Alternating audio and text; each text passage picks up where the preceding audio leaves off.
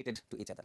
So if I talk in terms of silicon, it has diamond crystal structure. So each silicon is bonded to 4 neighboring silicon atoms through that sp3 hybridized covalent bonding. So we will show it here in a 2-dimensional diagram, although it's a 3-dimensional thing, it's a tetrahedral kind of structure. But let's say each silicon atom is bonded to 4 different silicon atoms. So this is all bonds. It contains 2 electrons.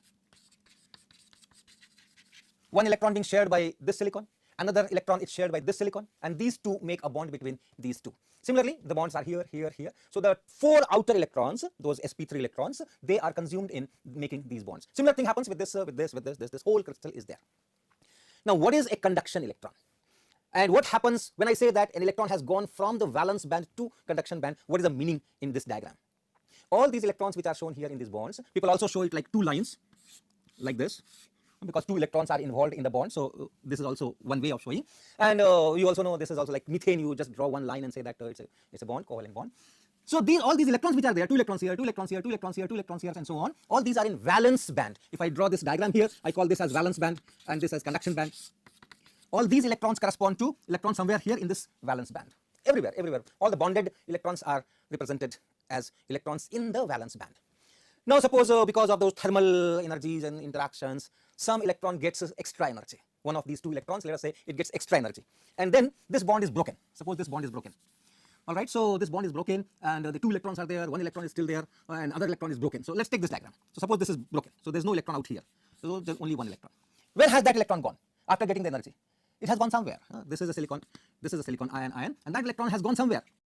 It is not forming, it's not part of this covalent bond here, and therefore it can move in the crystal. It can move somewhere else. You have another silicon atoms, other silicon atoms, they are all bonded. They are all bonded like that, and this can go anywhere here, here, here, here, here. I will say that after receiving that extra energy, the bond is broken and this electron has gone to the conduction band. This electron is now here in this conduction band. It has occupied a quantum state which is available at these energies, which is much more than this. So through that thermal interaction, it receives energy, it goes from here to here. That means it goes from here to here. Here means it is going anywhere, and this bond is broken. Now if bond is broken, there is a quantum state available at this energy which any electron can occupy. So we say that in this valence band, a hole is created. A hole is created. A vacant quantum state is created, and this vacant quantum state can be occupied by any electron. This electron may come from the available conduction band electrons also. So maybe in the whole crystal you have an electron, free electron here, conduction electron here, maybe a conduction electron here, maybe a conduction electron here, and so on. So this conduction electron can also come and fill this quantum state. In our diagram, what we will say, there was an electron here, and this electron went and filled this hole. So whole electron pairs can be created by the thermal energies, and whole electron pairs can be destroyed because of these thermal energies. Somewhere it is gaining energy, somewhere it is losing energy, and this. So you have this creation of whole electron pair. And you also have destruction or recombination going on. And given a particular temperature, there will be some equilibrium number. How many quantum states in the conduction band are filled and how many quantum states here are empty. So that number of electron hole pair, that will stabilize somewhere. Although both ways the process is going on, new whole electron pair are being created and they are recombining, but on the average finally you have a particular number of whole electron pair for a particular temperature. For room temperature, I will give you some data.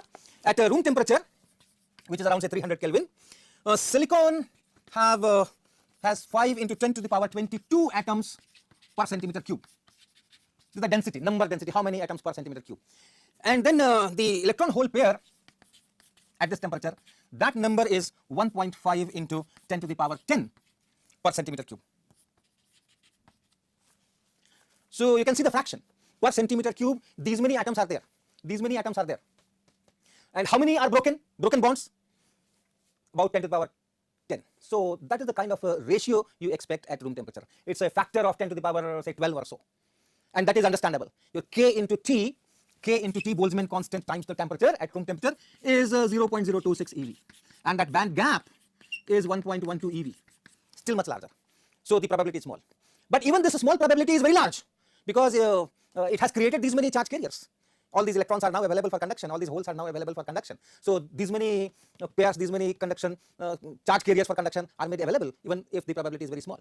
And if you want to compare with a normal conductor, say copper, the copper atomic density is 8.4 into 10 power 22 atoms per centimeter cube.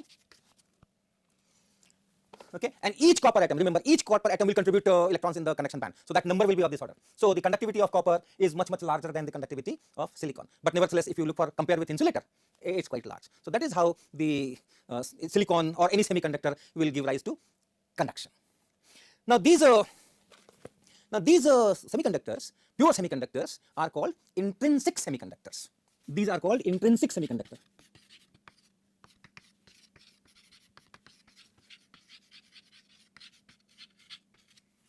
By the way, in the previous lecture I showed you an experiment, and I showed that if a semiconducting material is heated, temperature is increased, the conductivity increases, opposite to what happens with the normal metallic conductors, right? And now you can understand why it is so. If you increase the temperature, then this kT will increase. Band gap remains the same, that energy gap remains the same.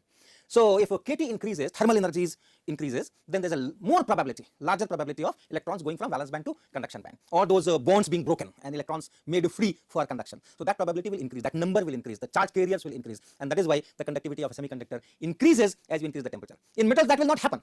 In metals the valence bands are all full, and conduction band will have a fixed number of like copper. Conduction electrons will be fixed. If you increase the temperature, this number is not going to increase.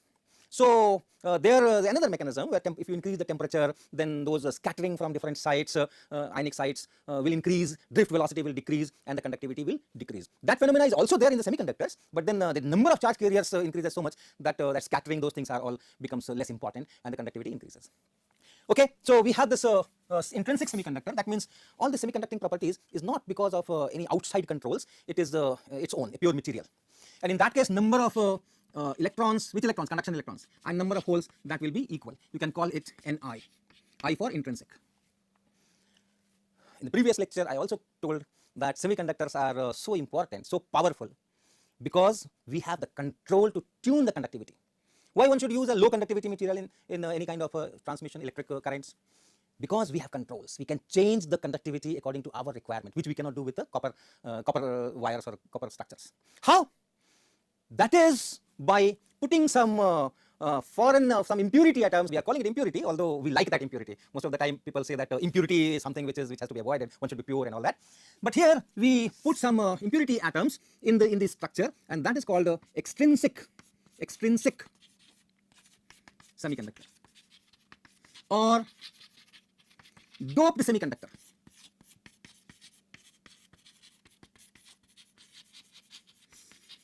What is this doping and what is this doped semiconductor? You have that structure, that crystal structure, all bonded atoms, covalent bonding everywhere, and this is all silicon. Now silicon, remember, it is Z is equal to 14, and the last one is S2P2. Of course, it is all hybridized in covalent bonding. Now if you take an element from the next column of the periodic table, where it is the last one is S2P3, like phosphorus, for example, or arsenic, you have S2P3, 5 outer electrons. So if I have a silicon, and then using some whatever process, I diffuse some amount of this phosphorus or arsenic into this silicon crystal, and if my process is good, nicely formulated and well implemented, then these phosphorus atoms will go and sit at the site of silicons. Some of the silicons will be replaced by this phosphorus or arsenic. So what happens if, say, all this is silicon and this particular thing is, let's say, phosphorus. So all this is silicon, all this is silicon, all this is silicon, but here I am bringing that pentavalent material, that particular atom is sitting here. It's a neutral atom. It has as many protons as the number of electrons, and then this neutral atom comes here. There are 5 outer electrons. Those 5 electrons, where will they go? In this particular crystal structure, that the silicon has, 4 of these electrons will be part of this bonding. 4 of these electrons will be part of this bonding. Where is the 5th one? The 5th one will not be at this energy level. It will be at a higher energy level. So it is bonded to this, but then the energies are much higher. It's going on a larger orbit or so, and then the bonding is very weak. The bonding is very weak. Bonding of this particular electron to this is quite weak. Calculations can be made, and this bonding turns out to be, say, a few tens of MeVs, say 50 MeV, right?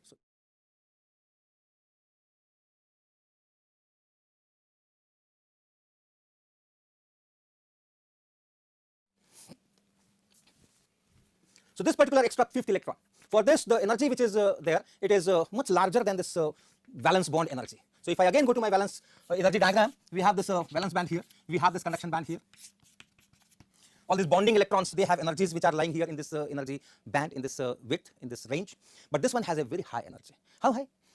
It is close to this conduction band, somewhere here. So these new energy levels are created, new energy levels here, just below this conduction band, and this gap is small. It is in milli electron volts, say 50 MeV. This gap is small. So that means you give 50 MeV and this electron will be detached from this parent atom. So if that happens, what will happen? This will go to the conduction band. So the electron is already here in these quantum states. These electrons like this, of course you don't put one phosphorus atom, even if it is ppm, 1 part per million. So per 10 to the power 6 there is 1, and then remember per centimeter cube you have 10 to the power 22. So there are many such. So all these electrons which are there, they are in these levels. These are impurity levels or donor levels.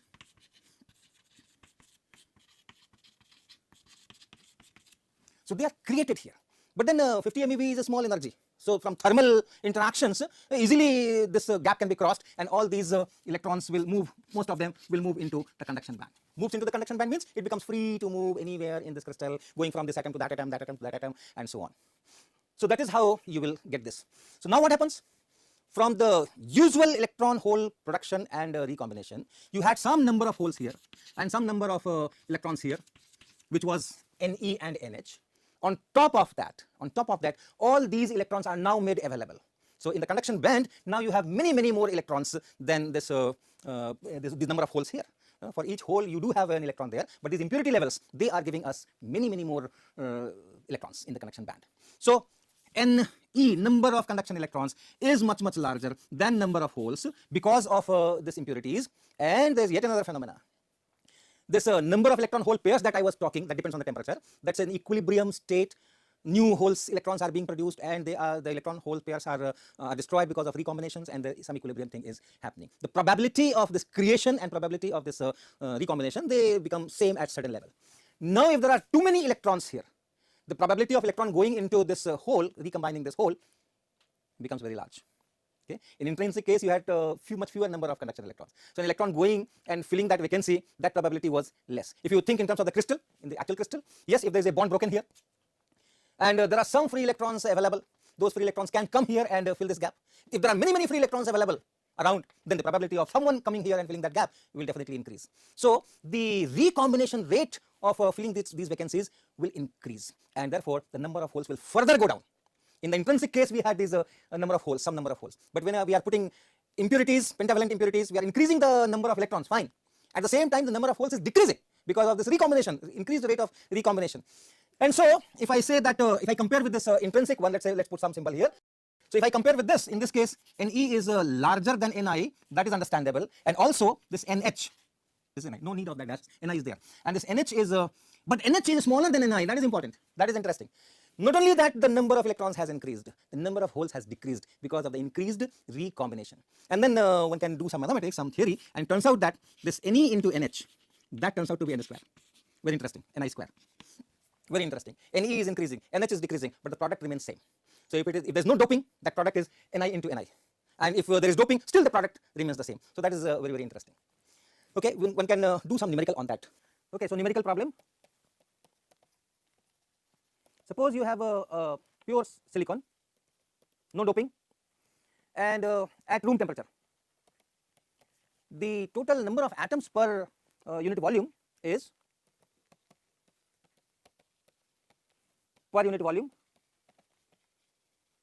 is 5 into 10 power 28 per meter cube.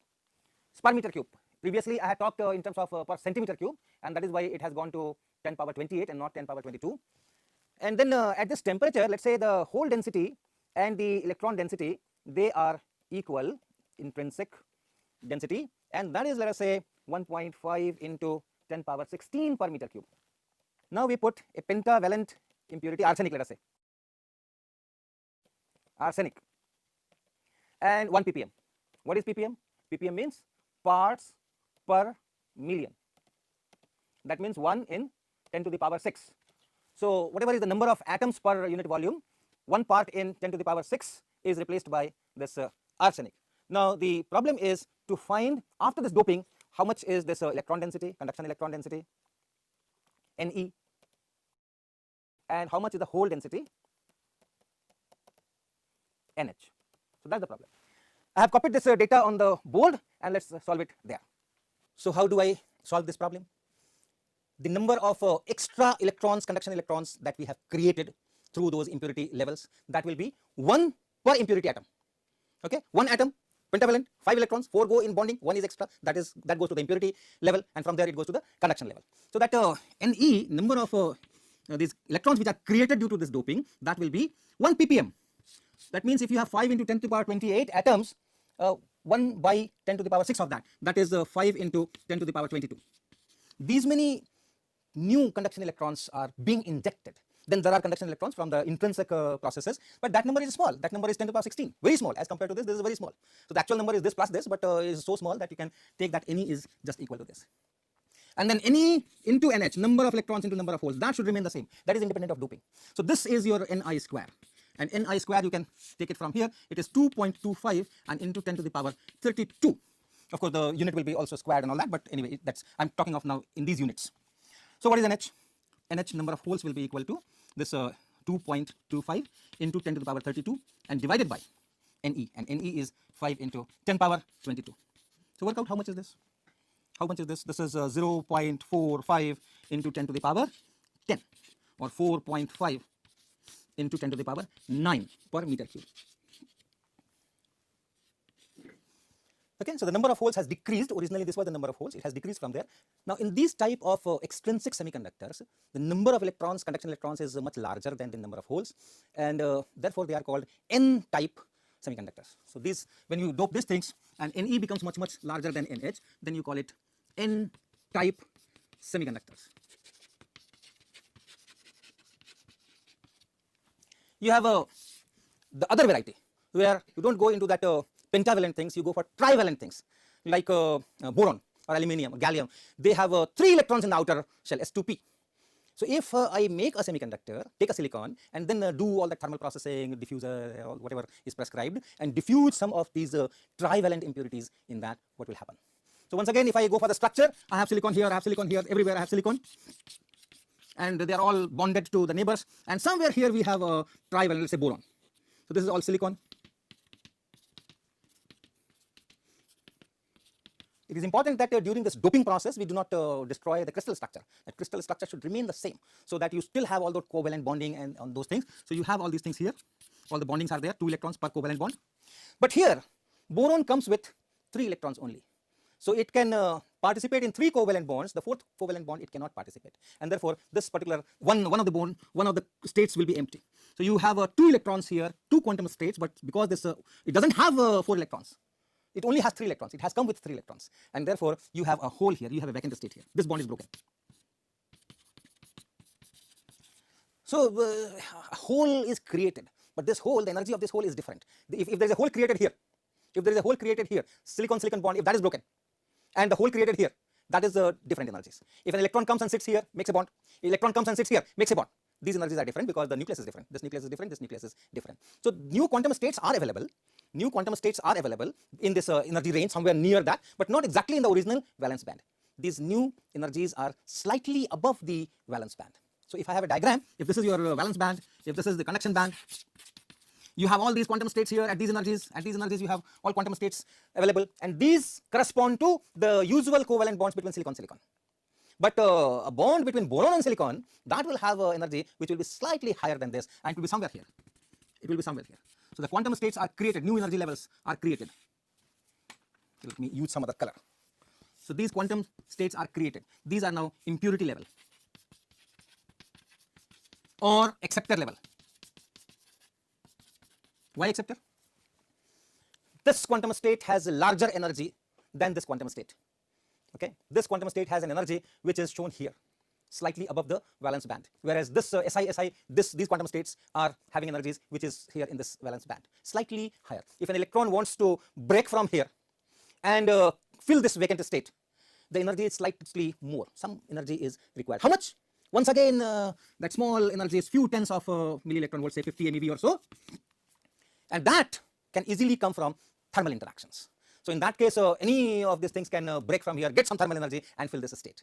And so the electrons can come from these levels. One of these levels, here are those levels, silicon, silicon, silicon, silicon, silicon, silicon. So from here it can come to here. That means somewhere here it can break and it can occupy this quantum state. So we say that electrons can go to these states, and holes can be created here. So as many atoms you are doping, each atom is creating a quantum state in this impurity level. And since this is small, very easily the electrons from this valence band are going and sitting here, and therefore the holes are created in valence band. Okay.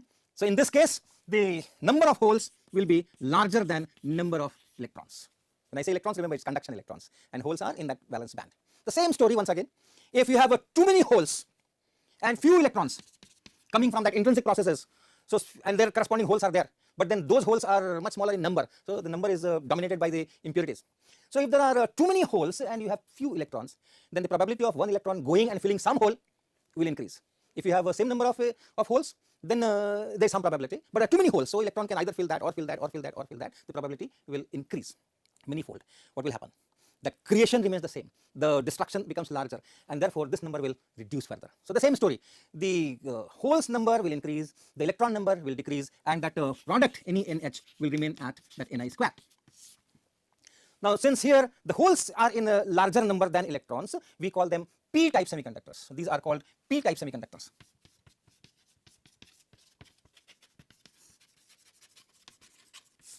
And now you know where is that control of conductivity. That control is in doping, how much I am doping, and whether I am doping it uniformly across that silicon crystal, or I am creating a gradient, density gradient of that doped material, how I am monitoring that. That will give me the handle to change the conductivity at will, how much conductivity I need. If I need conductivity in this portion, more conductivity, in this portion, less conductivity, I can do that. If I need more holes here, less electrons there, I can do that. In the same crystal, in the same wafer, I can diffuse phosphorus from one side, I can diffuse boron from other side with different concentrations, or phosphorus with different concentrations. I can play with it, and I can have a great control on conductivity profile, and that is how these things become very, very important. So now let me talk of conduction by holes and by electrons. So let us say we have a valence band, and in this valence band we have certain holes, certain quantum states are empty, and then we have a conduction band in which certain quantum states are occupied. It could be n-type semiconductor or p-type semiconductor. So there are some conduction electrons available and some these holes are available.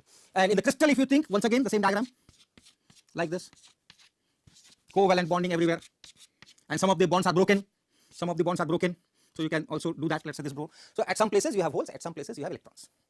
In general, if you don't apply any electric field, you don't connect it to battery, nothing. In general, these conduction electrons, which are free to move, almost free to move in this crystal, they will be going from here to there to there randomly, sometimes combining with the hole, sometimes moving at some other site and so on. Similarly, when the electrons go somewhere and fill that hole, if valence electrons can also do that. Valence electrons can break a bond here and go, some hole is created here, then this bond can be broken, this electron can go here, sometimes from this side, sometimes from that side. You can picture it as the electrons are moving in random directions, and the holes are also moving in random directions. The conduction electrons, they go from one atom to other atom, and then when the valence electrons, they also change sites. If there is some hole here, some empty quantum state here, the neighboring electron can come and fill that. So the hole has moved from one side to the other side. Holes are also moving randomly in this crystal. And then you connect it to a battery, and you apply an electric field in this material in certain directions. So you apply an electric field in certain direction. So this electric field will exert forces on all the electrons. And if it is possible for the electrons to take up that energy and go somewhere else, they will respond, otherwise they will not. So if the electrons are there and this electric field is there, the movement of electron will be according to that electric field, opposite to the direction of electric field. So on top of that random motion, systematic drift velocity will be induced. What happens to the holes? The valence electrons will also feel the pinch of this electric field. But in the neighborhood, if there are no vacant states, they will just stay there, they will not respond to the electric field.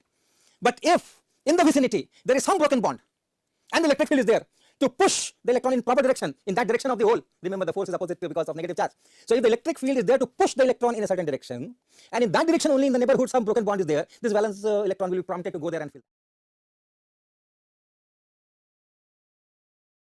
So because of the electric field, the holes will also move in the preferred directions, and the electrons will also, conduction electrons will also move in the proper preferred directions because of this field. And therefore, you have a conduction, you have a current because of the electrons and also because of the holes. So the total current in that material will be because of these conduction electrons and because of these holes. Of course, the two are not equal. You don't think that number one, the number of electrons can be very large as compared to number of holes, or number of holes can be very large as compared to number of conduction electrons, and therefore these two need not be equal. And not only that, the mobility, if an electric field is applied, how much current it will generate, so that is also different for electrons and for holes, and therefore the two need not be equal in any case, even for intrinsic semiconductors. Nevertheless, you have conduction because of the holes. That means you have conduction because of the bonded electrons. It's a new feature. In metals, that doesn't happen. If you have free electrons, if you have conduction electrons, fine. In metals you have those, and therefore conduction. In semiconductors, you have conduction because of these conduction electrons, and also because of the valence electrons, which are bonded. They are only changing atoms from this bond to the neighboring broken bond, and so on. So both of these contribute to the conduction in semiconductors. So let me summarize what we did in this lecture. Essentially, we tried to connect the diagrams that I make, conduction band and valence band. These diagrams we make, and what do these diagrams mean in terms of the actual crystal? That was the first part. And we said that in semiconductors you have atoms, and these atoms are bonded. The outer electrons of the atoms take part in this covalent bonding, and then all these electrons which are used in these bondings, these electrons will have energies which will be in this valence band. So these quantum states here correspond to the bonding electrons. Whereas if some bond is broken and the electron goes somewhere else in the crystal, which is weakly bound to some atom, that electron will have energy which will be in the conduction band. Then we talked of how electrons jump from valence band to the conduction band. So if you have a electron which is sitting here in this valence band, and then we say that it goes to the conduction band, what do we mean by that? So the meaning of that is some bond is broken. Some bond, two electrons are here in this bond, so this is broken, and one electron gets freed from this bond, and then it can go somewhere else, weakly bound, can change atom from one atom to other atom, and therefore can move in the entire crystal. And then we say that the electron has gone from this bonding to this free state, not free state, but a nearly free state. And here we say that a hole is created. When this electron goes from here to here, we say that a hole is created. This particular quantum state, which contained electron, is now vacant. Okay. Then we talked about intrinsic semiconductor. When you have not doped anything, that is known as intrinsic semiconductor, and in that case, Ne and Nh. What is this? This is number density of conduction electron, and this is number density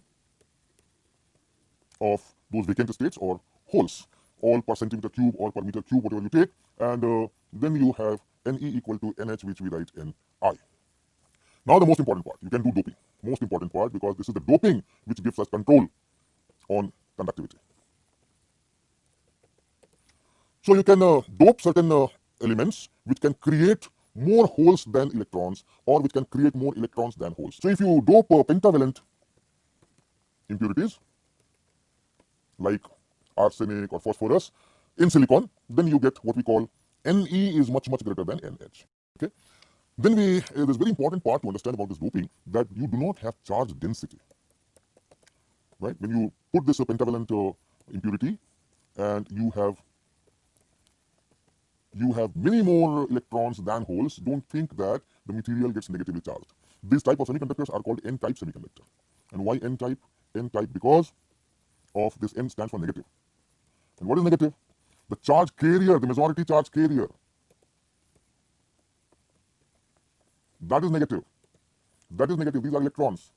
And that is why it is called N-type semiconductor. But the charge density is still zero. You have charge carriers but not charge densities, because you only dope neutral atoms. You only dope neutral atoms. What happens if I apply an electric field? If I have the semiconductor, electrons are there, holes are there, right? One may be larger, one may be smaller, or they may be equal. If I connect it to a battery, if I apply an electric field, what happens? This electric field, as usual, tries to drive electrons in one direction and holes in another direction. So because of both, you have current. So the current is because of the electron movement and because of the hole movement. So this is what we did in this lecture, and from here we will take about devices, the p-n junctions and other things in the next lecture.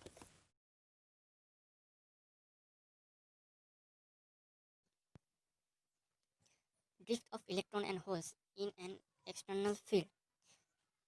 So what do you mean by drift electron? That is, the electron in the conduction band and the holes in the valence band roam in a random fashion within the crystal due to their thermal energy. When an external voltage is applied to the semiconductor, a drift is superimposed on the random thermal motion of the electron and holes.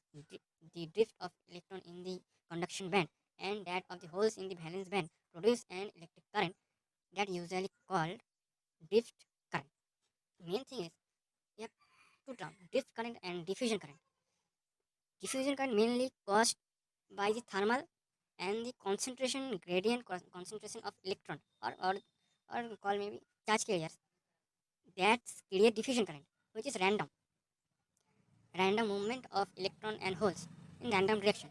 And whenever we give an external electric field, the direction of charge carriers get a particular direction, which is called drift current. Now we're talking about position of Fermi level. Intrinsic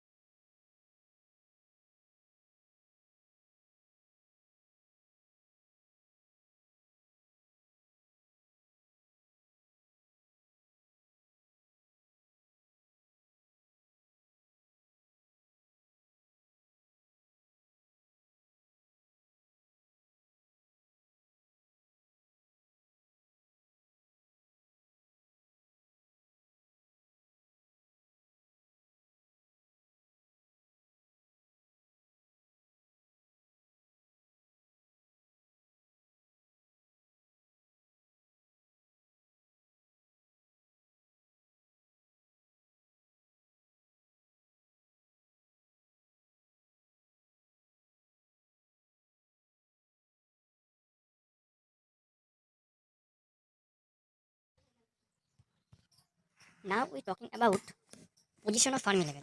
First, intrinsic semiconductor.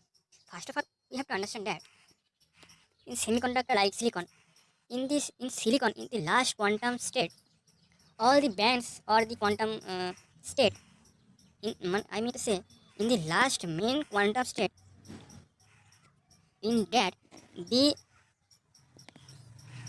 the mini quantum states are fully packed. That's what you know about silicon. That why in the absolute temperature, the electron in that mini quantum state not get any kind of energy to get a next major quantum state. That why the valence band energy level is the highest occupied energy level. No, in that absolute zero temperature, Fermi level is the highest energy level. But that intrinsic semiconductor, when I take into the room temperature, in that last major quantum state, which contain many quantum states, and that electrons get some thermal energy and enough thermal energy to get next major quantum state. And some of those, but the electron go to the next quantum state, but they are not fully packed. Few can go, only one or two get into that. That was the major part of that quantum state are become empty. Then that why the electron can respond small kind of energies, and that why they call conduction electrons or maybe called free electrons. For intrinsic semiconductor, the Fermi level are in the middle of the valence band and the conduction band. But for extrinsic semiconductor, when we drop some impurities, then when that system, that intrinsic semiconductor, we take to the zero absolute temperature, then the Fermi level are most close to the conduction band, and we have a donor level between Fermi level and conduction level, and every dotted donate only one electrons.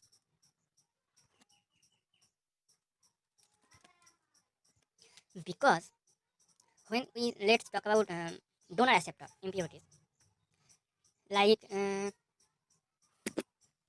when we added donor as a phosphorus, which in which the last quantum state, which only have one electron, and the most of the mini quantum states of the last quantum major quantum state levels are mostly empty. That's why it can respond in every low range of energies, and that we call the that have conduction level, and that's why we get acceptor level for extrinsic semiconductor or called n-type semiconductor, and another for p-type semiconductor we add like boron type, which the last only one in the main quantum state, the mini quantum state only one are empty, that empty, and that's why empty, then it can respond to some of those, can respond to some kind of low range of energy. That's why the donor, sorry, acceptor level are up to valence band energy level in p-type semiconductor. And in when the system we take to the room temperature, room temperature, the which atoms are silicon contacted. They are those few electron, those kind of atoms of electron are free, and that gets recombined with the acceptor. That's why there the holes, number of holes are large, and the electrons, number of electrons are small respect to the holes in p-type semiconductor.